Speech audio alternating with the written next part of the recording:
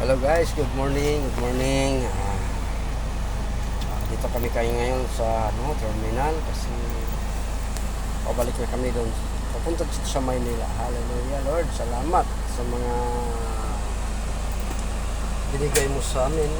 Pagkasa ng aming pangatawan. At saka salamat sa panahon na magandang panahon ngayon. Maraming salamat po. Guys, hindi na talaga mapipigilan ko.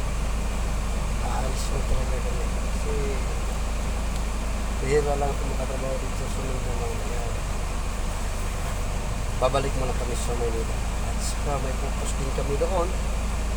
Kung anak ng asawa ko gusto niya magdala sa kanan sa Panginoon para makamtan din nila ang kung ano natanggap kaligtasan. namin, ganun din ang tatanggap din nila.